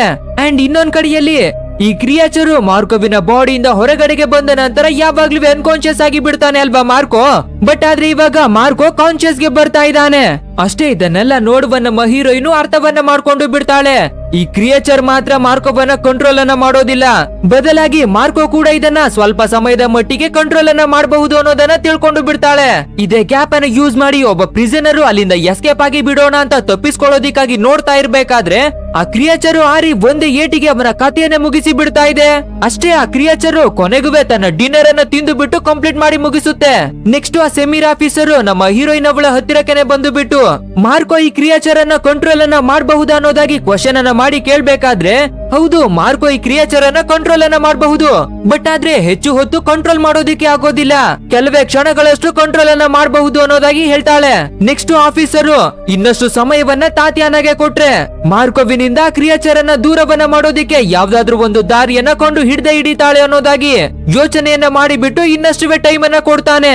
ನೆಕ್ಸ್ಟ್ ನಮ್ಮ ಹೀರೋಯಿನ್ ಮತ್ತೆ ರೀಗಲ್ ಇಬ್ಬರುವೆ ಸೇರಿಬಿಟ್ಟು ಅವಚೇನೋ ಅವನ ಬಾಡಿಯನ್ನ ಚೆಕ್ ಮಾಡಿ ನೋಡೋಣ ಅಂತ ಹೇಳಿಬಿಟ್ಟು ಅವನ ಬಾಡಿಯನ್ನ ಚೆಕ್ ಮಾಡ್ತಾ ಇರ್ಬೇಕಾದ್ರೆ ಅವನಿಗೆ ಫಸ್ಟ್ ಸ್ಟೇಜ್ ಕ್ಯಾನ್ಸರ್ ಇರ್ತಾ ಇದೆ ಅನ್ನೋದು ಗೊತ್ತಾಗಿ ಬಿಡುತ್ತೆ. ಅಂಡ್ ಈ ವಿಷಯ ಕ್ರಿಯೇಚರ್ಗೂ ಕೂಡ ಗೊತ್ತಾಗಿ ಬಿಟ್ಟು ಮಾರ್ಕೋವಿನ ಬಾಡಿಯಲ್ಲಿ ಉಳ್ಕೊಳ್ಳೋದಿಕ್ಕಾಗಿ ಡಿಸೈಡ್ ಅನ್ನ ಮಾಡಿರ್ತಾ ಇದೆ. ಅಂಡ್ ಅವಚೇನೋ ಕೂಡ ಅಲ್ಲಿ ಆಗಿರ್ತಾ ಇರೋ ಕ್ರಾಶ್ ನಿಂದ ತೀರಿ ಹೋಗಿರ್ತಾ ಇಲ್ಲ, ಬದಲಾಗಿ ಆ ಕ್ರಿಯೇಚರ್ ಇವನ ಕಥೆಯನ್ನ ಮುಗಿಸಿ ಹಾಕಿರ್ತಾ ಇದೆ ಅನ್ನೋದಾಗಿ ಎಲ್ಲಾ ವಿಷಯಗಳನ್ನು ತಿಳ್ಕೊಳ್ತಾರೆ. ನೆಕ್ಸ್ಟ್ ನಮ್ಮ ಹೀರೋಯಿನ್, ನಾನು ಮಾರ್ಕೋವನ್ನ ಕರ್ಕೊಂಡು ಇಲ್ಲಿಂದ ಅವನನ್ನ ಕಾಪಾಡಿ ಹೊರಗಡೆಗೆ ಕರ್ಕೊಂಡು ಹೋಗಿ ಬಿಡ್ತೀನಿ, ಸೊ ಅದಕ್ಕೆ ನಿನ್ನ ಹೆಲ್ಪ್ ಖಂಡಿತ ಬೇಕಾಗಿರ್ತಾ ಇದೆಯೋ ಅನ್ನೋದಾಗಿ ಕೇಳ್ಬೇಕಾದ್ರೆ ರೀಗಲ್ ಹೆಲ್ಪ್ ಅನ್ನ ಮಾಡೋದಿಕ್ಕೆ ರೆಡಿನೇ ಇರ್ತಾ ಇಲ್ಲ. ಸೊ ತುಂಬಾನೇ ಯೋಚನೆಯನ್ನ ಮಾಡಿಬಿಟ್ಟು ನಾನು ನೊಬೆಲ್ ಪ್ರೈಸ್ ಅನ್ನ ಪಡ್ಕೊಳ್ಳೋದಿಕ್ಕೆ ತುಂಬಾ ಜನರ ಪ್ರಾಣವನ್ನ ತೆಗೆಯೋದಿಕ್ಕೆ ಇಷ್ಟವನ್ನ ಪಡೋದಿಲ್ಲ, ಸೊ ಹೆಲ್ಪ್ ಅನ್ನ ಮಾಡ್ತೀನಿ ಅನ್ನೋದಾಗಿ ಡಿಸೈಡ್ ಆಗಿ ಬಿಡ್ತಾನೆ. ನೆಕ್ಸ್ಟ್ ನಮ್ಮ ಹೀರೋಯಿನ್ ಮಾರ್ಕೋವಿನ ಹತ್ತಿರಕ್ಕೆ ಬಂದು ಬಿಟ್ಟು ಇವತ್ತು ರಾತ್ರಿನೇ ನಾವಿಬ್ರು ಇಲ್ಲಿಂದ ತಪ್ಪಿಸಿಕೊಂಡು ಹೋಗ್ತಾ ಇದೀವಿ, ಅಂಡ್ ನಾವ್ ಇಲ್ಲಿಂದ ಹೋಗುವ ಮುಂಚೆ ನಿನ್ನ ಬಾಡಿಯಲ್ಲಿ ಇರ್ತಾ ಇರೋ ಕ್ರಿಯೇಚರ್ ಅನ್ನ ನಾನು ಬೇರೆ ಬೇರೆ ಮಾಡ್ತೀನಿ ಅನ್ನೋದಾಗಿ ಹೇಳ್ತಾಳೆ. ಅಂದ್ರೆ ಯಾವ ರೀತಿಯಾದ ಪ್ಲಾನ್ ಅನ್ನ ಮಾಡಿರ್ತಾ ಇದ್ದಾಳೆ ಅಂದ್ರೆ, ನಮ್ಮ ಮಾರ್ಕೋವಿನ ಬಾಡಿಯಲ್ಲಿ ಕೆಲವು ನಿಮಿಷಗಳ ಕಾಲ ಕ್ಯಾನ್ಸರ್ ನ ಸಿಂಪ್ಟಮ್ಸ್ ಗಳು ಬರುವ ಒಂದು ಇಂಜೆಕ್ಷನ್ ಅನ್ನ ಅವನಿಗೆ ಇಂಜೆಕ್ಟ್ ಅನ್ನ ಮಾಡಿಬಿಟ್ಟು ಆ ಕ್ರಿಯೇಚರ್ ತಾನಾಗಿನೇ ಹೊರಗಡೆಗೆ ಬರುವ ರೀತಿಯಾಗಿ ಒಂದು ಐಡಿಯಾವನ್ನ ಮಾಡಿ ಮಡಗಿರ್ತಾ ಇದ್ದಾಳೆ. ಅಂಡ್ ಆ ಕ್ರಿಯೇಚರ್ ಹೊರಗಡೆಗೆ ಬಂದ ನಂತರ ಬೆಳಕಿನಲ್ಲಿ ಹೆಚ್ಚು ಹೊತ್ತು ಸರ್ವೈವ್ ಆಗೋದಿಕ್ಕೆ ಆಗೋದಿಲ್ಲ ಅಲ್ವಾ, ಅದಕ್ಕೆ ಅದು ಡಿನ್ನರ್ ಅನ್ನ ತಿನ್ನೋದಿಕ್ಕೆ ರಾತ್ರಿ ಹೊತ್ತು ಬರ್ತಾ ಇದ್ದದ್ದು ಅಲ್ವಾ. ಸೊ ಆ ರೀತಿಯಾಗಿನೇ ಒಂದು ಸೂಪರ್ ಆಗಿ ಪ್ಲಾನ್ ಅನ್ನ ಮಾಡ್ತಾಳೆ. ನೆಕ್ಸ್ಟ್ ಅದೇ ರೀತಿಯಾಗಿ ಅಲ್ಲಿಂದ ತಪ್ಪಿಸಿಕೊಂಡು ಹೊರಗಡೆಗೆ ಬರ್ತಾ ಇರ್ಬೇಕಾದ್ರೆ ಎದುರಿಗೆ ಬರುವ ಗಾರ್ಡ್ಸ್ ಗಳಿಗೆ ಎಲ್ಲರಿಗೂ ಸರಿಯಾಗಿ ಭೂತವನ್ನ ಬಿಡಿಸಿ ಹೊರಗಡೆಗೆ ಬರ್ತಾರೆ. ನೆಕ್ಸ್ಟ್ ಆ ರೀಗಲ್ ಏನನ್ನ ಮಾಡಿ ಬಿಡ್ತಾನೆ ಅಂದ್ರೆ ಪೊಲೀಸ್ ಆಫೀಸರ್ ಗಳಿಗೆ ಕಾಲ್ ಅನ್ನ ಮಾಡಿಬಿಟ್ಟು ಈ ರೀತಿಯಾಗಿ ಸಮೀರ್ ಅವರು ತುಂಬಾನೇ ಇಲ್ಲಿಗಲ್ ಅನ್ನ ಮಾಡ್ತಾ ಇದ್ದಾರೆ ಅನ್ನೋದಾಗಿ ಇನ್ಫಾರ್ಮೇಶನ್ ಗಳನ್ನ ಕೊಟ್ಟು ಬಿಡ್ತಾನೆ. ಅಂಡ್ ಆ ಸಮೀರ್ ಕೂಡ ನಮ್ಮ ಮಾರ್ಕೋ ಮತ್ತೆ ನಮ್ಮ ಹೀರೋಯಿನ್ ಇಬ್ಬರುವೆ ತಪ್ಪಿಸಿಕೊಂಡು ಹೋಗ್ತಾ ಇದ್ದಾರೆ ಅನ್ನೋದನ್ನ CCTVಯಲ್ಲಿ ನೋಡಿ ಬಿಡ್ತಾನೆ. ಹಾಗೇನೆ ಈ ರೀಗಲ್ ಪೊಲೀಸ್ ಗಳಿಗೂ ಕೂಡ ಇನ್ಫಾರ್ಮೇಶನ್ ಗಳನ್ನ ಕೊಟ್ಟು ಬಿಟ್ಟಿರ್ತಾ ಇದ್ದಾನೆ ಅನ್ನೋ ಎಲ್ಲ ವಿಷಯಗಳನ್ನವೇ ತಿಳ್ಕೊಂಡು ಬಿಡ್ತಾನೆ. ಇವಾಗ ಕೊಡ್ತಾರೆ ನೋಡಿ ಒಂದು ಸರಿಯಾದ ಟ್ವಿಸ್ಟ್ ಅನ್ನ. ಸೊ ಡೈರೆಕ್ಟ್ ಆಗಿ ರೀಗಲ್ ನ ಹತ್ತಿರಕ್ಕೆ ಬಂದು ಬಿಟ್ಟು ರೀಗಲ್ ನ ಕಥೆಯನ್ನೇ ಮುಗಿಸಿ ಹಾಕಿ ಬಿಡ್ತಾನೆ. ಆಕ್ಚುಯಲ್ ಆಗಿ ಹೇಳ್ಬೇಕು ಅಂದ್ರೆ ಈ ಸಮೀರ್ ಆಫೀಸರ್ ಯಾವ ಪ್ಲಾನ್ ಅನ್ನ ಮಾಡಿರ್ತಾ ಇದ್ದಾನೆ ಅಂದ್ರೆ ಆ ಕ್ರಿಯೇಚರ್ ಅನ್ನ ಮಾರ್ಕೋವಿನ ಬಾಡಿಯಿಂದ ಬೇರೆಯನ್ನ ಮಾಡಿಬಿಟ್ಟು ತನ್ನ ಸ್ವಾರ್ಥಕ್ಕಾಗಿ ಬಳಸಿಕೊಳ್ಳೋದಕ್ಕಾಗಿ ಪ್ಲಾನ್ ಅನ್ನ ಮಡಗಿರ್ತಾ ಇದ್ದಾನೆ. ನೆಕ್ಸ್ಟ್ ತುಂಬಾ ಜನ ಗಾರ್ಡ್ಸ್ ಗಳಿಗೆ ನಮ್ಮ ಹೀರೋಯಿನ್ ಮತ್ತೆ ಮಾರ್ಕೋವನ್ನ ಹಿಡಿಯೋದಕ್ಕಾಗಿ ಆರ್ಡರ್ ಅನ್ನ ಕೊಟ್ಟು ಬಿಡ್ತಾನೆ. ಸೊ ಅದೇ ರೀತಿಯಾಗಿ ಅವರೆಲ್ಲರೂ ಸೇರಿ ಬಿಟ್ಟು ನಮ್ಮ ಹೀರೋಯಿನ್ ಮತ್ತೆ ಮಾರ್ಕೋವನ್ನ ಹಿಡಿಯೋದಿಕ್ಕೆ ಬರ್ಬೇಕಾದ್ರೆ ಇನ್ನೇನು ನಮ್ಮ ಹೀರೋಯಿನ್ ಅವಳ ಮೇಲೆ ಎಲ್ಲರೂ ಅಟ್ಯಾಕ್ ಅನ್ನ ಮಾಡಿ ಬಿಡ್ತಾ ಇದ್ದಾರೆ ಅನ್ನೋ ಕೊನೆಯ ಕ್ಷಣದಲ್ಲಿ ಮಾರ್ಕೋ ಏನನ್ನ ಮಾಡ್ತಾನೆ ಅಂದ್ರೆ ಅವನ ಕೈಯಲ್ಲಿ ಇರ್ತಾ ಇರೋ ಇಂಜೆಕ್ಷನ್ ಅನ್ನ ಚುಚ್ಚಿಕೊಂಡು ಬಿಟ್ಟು ಅವನ ಒಳಗಡೆ ಇರ್ತಾ ಇರೋ ಕ್ರಿಯೇಚರ್ ಅನ್ನ ಆಚೆಗೆ ಕರೆಸಿ ಬಿಡ್ತಾನೆ. ಅಷ್ಟೇ ಆ ಕ್ರಿಯೇಚರ್ ಬಂದು ಎಲ್ಲರನ್ನೂ ಧ್ವಂಸವನ್ನ ಮಾಡಿ ಕಥೆಯನ್ನ ಮುಗಿಸಿ ಹಾಕುತ್ತೆ. ಇದೇ ಗ್ಯಾಪ್ ಅನ್ನ ಯೂಸ್ ಮಾಡಿ ನಮ್ಮ ಹೀರೋಯಿನ್ ಏನನ್ನ ಮಾಡಿ ಬಿಡ್ತಾಳೆ ಅಂದ್ರೆ ಹೇಗಿದ್ರು ಕ್ರಿಯೇಚರ್ ಹೊರಗಡೆಗೆ ಬಂದಿರ್ತಾ ಇದೆ ಅಲ್ವಾ, ಸೊ ಇದೇನೆ ಸರಿಯಾದ ಸಮಯ ಅಂತ ಹೇಳಿಬಿಟ್ಟು ಮಾರ್ಕೋವನ್ನ ಕಾರಿನ ಒಳಗಡೆಗೆನೆ ಎತ್ತಾಕೊಂಡು ಇಲ್ಲಿಂದ ತಪ್ಪಿಸಿಕೊಂಡು ಬಿಡೋಣ ಅನ್ನೋದಾಗಿ ಮಾರ್ಕೋವನ್ನ ಕರ್ಕೊಂಡು ಬಂದು ಬಿಡ್ತಾಳೆ. ಸೊ ಆ ಕ್ರಿಯೇಚರ್ ಅದೇ ಜಾಗದಲ್ಲಿನೇ ಉಳಿದುಕೊಂಡು ಬಿಡುತ್ತೆ. ಬಟ್ ಆದ್ರೆ ಇವರು ಇದೇ ರೀತಿಯಾಗಿ ಬರ್ತಾ ಇರ್ಬೇಕಾದ್ರೆ ನಮ್ಮ ಮಾರ್ಕೋವಿನ ಹೆಲ್ತ್ ಹಾಳಾಗಿ ಬಿಡ್ತಾ ಇದೆ. ಅಂದ್ರೆ ಆ ಕ್ರಿಯೇಚರ್ ಅನ್ನ ಬಿಟ್ಟು ನಮ್ಮ ಮಾರ್ಕೋ ಬದುಕೋದಿಕ್ಕೆ ಸಾಧ್ಯವಿರ್ತಾ ಇಲ್ಲ, ನಮ್ಮ ಮಾರ್ಕೋವನ್ನ ಬಿಟ್ಟು ಆ ಕ್ರಿಯೇಚರ್ ಬದುಕೋದಿಕ್ಕೆ ಸಾಧ್ಯವಿರ್ತಾ ಇಲ್ಲ. ಇವರಿಬ್ಬರುವೆ ಜೊತೆಯಾಗಿ ಇದ್ರೇನೆ ಇಬ್ಬರಿಗೂ ಶಕ್ತಿ ಸಿಕ್ಕಿಬಿಟ್ಟು ಬದುಕೋದಿಕ್ಕೆ ಸಾಧ್ಯವಾಗಿರ್ತಾ ಇದೆ. ನೆಕ್ಸ್ಟ್ ಆ ಸಮೀರು ಆ ಕ್ರಿಯೇಚರ್ ಇರ್ತಾ ಇರೋ ಜಾಗಕ್ಕೆನೆ ಬರ್ತಾನೆ. ಆ ರೀತಿ ಅಲ್ಲಿಗೆ ಬಂದು ನೋಡ್ಬೇಕಾದ್ರೆ ಆ ಕ್ರಿಯೇಚರ್ ಕೂಡ ನಮ್ಮ ಮಾರ್ಕೋ ಇಲ್ದೇ ಇರೋದ್ರಿಂದ ಅದು ಕೂಡ ತುಂಬಾನೇ ಟಯರ್ಡ್ ಆಗಿ ಬಿಟ್ಟಿರ್ತಾ ಇದೆ. ಸೊ ಆ ಕ್ರಿಯೇಚರ್ ಅನ್ನ ಒಂದು ಬಾಕ್ಸ್ ನ ಒಳಗಡೆಗೆನೆ ಎತ್ತಕೊಂಡು ಬಿಟ್ಟು ನಮ್ಮ ಹೀರೋಯಿನ್ ಮತ್ತೆ ಮಾರ್ಕೋ ಇಬ್ಬರನ್ನೇ ಫಾಲೋವನ್ನ ಮಾಡ್ಕೊಂಡು ಅವರು ಇರ್ತಾ ಇರೋ ಒಂದು ಜಾಗಕ್ಕೆನೆ ಬರ್ತಾರೆ. ಅಂಡ್ ನಮ್ಮ ಮಾರ್ಕೋವಿನ ಹೆಲ್ತ್ ಅಂತೂ ಪೂರ್ತಿಯಾಗಿ ಹಾಳಾಗಿ ಬಿಟ್ಟಿರ್ತಾ ಇದೆ. ನೆಕ್ಸ್ಟ್ ನಮ್ಮ ಹೀರೋಯಿನ್ ಈ ರೀತಿಯಾಗಿ ಅವನ ದಾರಿಗೆ ಅಡ್ಡ ಬಂದಿರ್ತಾ ಇರೋದ್ರಿಂದ ಇವಳು ಮುಂದೆ ಕೂಡ ನಮ್ಮ ದಾರಿಗೆ ಅಡ್ಡವಾಗಬಹುದು ಅಂತ ಯೋಚನೆಯನ್ನ ಮಾಡಿಬಿಟ್ಟು ನಮ್ಮ ಹೀರೋಯಿನ್ ಅವಳ ಕಥೆಯನ್ನೇ ಮುಗಿಸೋದಿಕ್ಕಾಗಿ ನೋಡ್ತಾ ಇದ್ದಾನೆ. ಅಷ್ಟೇ ಮಾರ್ಕೋ ಇದನ್ನೆಲ್ಲ ನೋಡಿಬಿಟ್ಟು ತುಂಬಾನೇ ಕೋಪವನ್ನ ಮಾಡ್ಕೊಂಡು ಅವನು ಕೂಡ ಕ್ರಿಯೇಚರ್ ಅನ್ನ ಕಂಟ್ರೋಲ್ ಮಾಡಬಹುದು ಅಲ್ವಾ, ಸೊ ತುಂಬಾನೇ ಕಷ್ಟವನ್ನ ಪಟ್ಟು ಬಿಟ್ಟು ಆ ಕ್ರಿಯೇಚರ್ ಅನ್ನ ಕಂಟ್ರೋಲ್ ಮಾಡೋದಿಕ್ಕೆ ಶುರುವನ್ನ ಮಾಡ್ತಾನೆ. ಅಷ್ಟೇ ಅದೇ ರೀತಿಯಾಗಿ ಆ ಕ್ರಿಯೇಚರ್ ಅನ್ನ ಕಂಟ್ರೋಲ್ ಮಾಡಿಬಿಟ್ಟು ಆ ಸಮೀರ್ಗೆ ಒಂದೇ ಏಟು ಅವನ ಕಥೆಯನ್ನ ಮುಗಿಸಿ ಹಾಕಿಸಿ ಬಿಡ್ತಾನೆ. ಬಟ್ ಆದ್ರೆ ಆ ಕ್ರಿಯೇಚರ್ ಕೂಡ ತುಂಬಾನೇ ವೀಕ್ ಆಗಿ ಬಿಟ್ಟಿರ್ತಾ ಇದೆ ಅಲ್ವಾ. ಸೊ ಮತ್ತೆ ರಿಕವರಿ ಆಗ್ಬೇಕು ಅಂದ್ರೆ ನಮ್ಮ ಹೀರೋವಿನ ಬಾಡಿಯ ಒಳಗಡೆಗೆನೆ ಬರ್ಬೇಕು. ಅಂಡ್ ಅದೇ ರೀತಿಯಾಗಿನೇ ನಮ್ಮ ಹೀರೋವಿನ ಬಾಡಿಗೆ ಮತ್ತೊಂದ್ಸಲಿ ಬಂದು ಸೇರ್ಕೊಳ್ಳುತ್ತೆ. ನೆಕ್ಸ್ಟ್ ನಮ್ಮ ಹೀರೋ ಕೂಡ ರಿಕವರಿ ಆಗೋದಿಕ್ಕೆ ಶುರು ಆಗ್ತಾ ಇದ್ದಾನೆ. ಬಟ್ ಆದ್ರೆ ಆ ಕ್ರಿಯೇಚರ್ ಮತ್ತೆ ಇವನಿಂದ ಇಲ್ಲಿ ಎಷ್ಟೆಲ್ಲ ನಡೆದಿರ್ತಾ ಇದೆಯೋ ಇದನ್ನೆಲ್ಲ ನೋಡಿ ನಮ್ಮ ಮಾರ್ಕೋಗೆ ತುಂಬಾನೇ ಬೇಜಾರಾಗಿ ಬಿಡ್ತಾ ಇದೆ. ಸೊ ನೆಕ್ಸ್ಟ್ ಏನನ್ನ ಮಾಡ್ತಾನೆ ಅಂದ್ರೆ ಒಂದು ಗನ್ನಿನಿಂದ ಶೂಟ್ ಅನ್ನ ಮಾಡ್ಕೊಂಡು ತಾನೇ ತೀರಿ ಹೋಗಿ ಬಿಡ್ತಾ ಇದ್ದಾನೆ. ಏನಕ್ಕಾಗಿ ಅಂದ್ರೆ ಇವನು ಇನ್ನುವೇ ಬದುಕಿರ್ತಾ ಇದ್ರೆ ಆ ಕ್ರಿಯೇಚರ್ ಡಿನ್ನರ್ ಅನ್ನ ಮಾಡ್ಬೇಕು ಅಂದ್ರೆ ಬೇರೆಯವರು ಬೇಕು ಅಲ್ವಾ. ಸೊ ನನ್ನಿಂದ ಬೇರೆಯವರ ಪ್ರಾಣ ಹೋಗೋದು ಬೇಡ ಅನ್ನೋದಾಗಿ ಹೇಳಿಬಿಟ್ಟು ನನ್ನ ಜೊತೆಯಾಗಿನೇ ಆ ಕ್ರಿಯೇಚರ್ ಕೂಡ ತೀರಿ ಹೋಗಿ ಬಿಡ್ಲಿ ಅನ್ನೋದಾಗಿ ಅವನು ಕೂಡ ತೀರಿ ಹೋಗಿ ಬಿಡ್ತಾನೆ. ಇಲ್ಲಿಗೆ ಈ ಸೀನ್ ಅನ್ನ ಕಟ್ ಮಾಡಿ ಬಿಟ್ಟು ನೆಕ್ಸ್ಟ್ ನಮಗೆ ಏನನ್ನ ತೋರಿಸ್ತಾರೆ ಅಂದ್ರೆ ನಮ್ಮ ಹೀರೋಯಿನ್ ಒಂದು ಅನಾಥಾಶ್ರಮಕ್ಕೆ ಬಂದಿರ್ತಾ ಇದ್ದಾಳೆ. ಅಂಡ್ ಈ ಅನಾಥಾಶ್ರಮ ಯಾವುದು ಅಂದ್ರೆ ನಮ್ಮ ಮಾರ್ಕೋ ತನ್ನ ಮಗುವನ್ನ ಆಶ್ರಮಕ್ಕೆ ಸೇರಿಸಿರ್ತಾ ಇದ್ದಲ್ವಾ. ಸೊ ಅದೇ ಆಶ್ರಮಕ್ಕೆ ಬಂದಿರ್ತಾ ಇದ್ದಾಳೆ. ನೆಕ್ಸ್ಟ್ ನಮ್ಮ ಮಾರ್ಕೋವನ್ನ ಮಗನನ್ನ ನಾವೇನೆ ಸಾಕ್ತಿವಿ ಅನ್ನೋದಾಗಿ ಅಡಾಪ್ಟ್ ಅನ್ನ ಮಾಡ್ಕೊಂಡು ಅಲ್ಲಿಂದ ಕರ್ಕೊಂಡು ಬರ್ತಾಳೆ. ಇಲ್ಲಿಗೆ ಈ ಕತೆ ಮುಗಿಯುತ್ತೆ. ಗೈಸ್ ಈ ಮೂವಿ ಹೇಗಿತ್ತು ಅನ್ನೋದನ್ನ ತಪ್ಪದೆ ನಮಗೆ ಕಮೆಂಟ್ ಮೂಲಕ ತಿಳಿಸಿ ಬಿಡಿ. ಅಂಡ್ ನಾವು 10K ಸಬ್ಸ್ಕ್ರೈಬರ್ಸ್ ಅನ್ನ ರೀಚ್ ಆಗೋದಿಕ್ಕೆ ತುಂಬಾನೇ ಹತ್ರಕ್ಕೆ ಬಂದು ಬಿಟ್ಟಿರ್ತಾ ಇದೀವಿ. ಹಾಗೇನೆ 2024 ಮುಗಿದು ಹೋಗುವ ಒಳಗಡೆಗೇನೆ 10K ನ ರೀಚ್ ಆಗೋದಿಕ್ಕೆ ಒಂದು ಪುಟ್ಟದಾದ ಆಸೆಯನ್ನ ಮಡಗಿರ್ತಾ ಇದೀವಿ. ಸೊ ಫಟಾಫಟ್ ಅಂತ ನಮ್ಮ ಚಾನೆಲ್ ಅನ್ನ ಸಬ್ಸ್ಕ್ರೈಬ್ ಮಾಡಿ 10K ನ ಕಂಪ್ಲೀಟ್ ಮಾಡಿ ಗೈಸ್. ಅಂಡ್ ಇದೇ ರೀತಿಯ ಸೂಪರ್ ಆದ ಮೂವಿಗಳ ಜೊತೆ ನಿಮ್ಮನ್ನ ಮತ್ತೆ ಮೂವಿ ಮಾಯಾ ಲೋಕ ಭೇಟಿಯನ್ನ ಮಾಡ್ತಾನೆ ಇರುತ್ತೆ. ಸೊ ಅವುಗಳನ್ನ ಮಿಸ್ ಮಾಡಬಾರ್ದು ಅಂದ್ರೆ ಸಬ್ಸ್ಕ್ರೈಬ್ ಅನ್ನ ಮಾಡ್ಲೇಬೇಕು ಅಲ್ವಾ. ಸೊ ಸಬ್ಸ್ಕ್ರೈಬ್ ಅನ್ನ ಮಾಡಿಬಿಟ್ಟು ವಿಡಿಯೋ ಏನಾದ್ರೂ ಇಷ್ಟವಾಗಿರ್ತಾ ಇದ್ರೆ ಈ ವಿಡಿಯೋಗೆ ಒಂದು ಲೈಕ್ ಅನ್ನ ಕೊಟ್ಟು ಬಿಡಿ. ಸರಿ ಓಕೆ, ಮುಂದಿನ ಒಂದು ಸೂಪರ್ ಆದ ಮಸ್ತಾಗಿ ಇರ್ತಾರೋ ಮೂವಿಯ ಜೊತೆ ನಿಮ್ಮನ್ನ ಭೇಟಿಯನ್ನ ಮಾಡ್ತೀನಿ. So thanks for watching guys and take care of your self.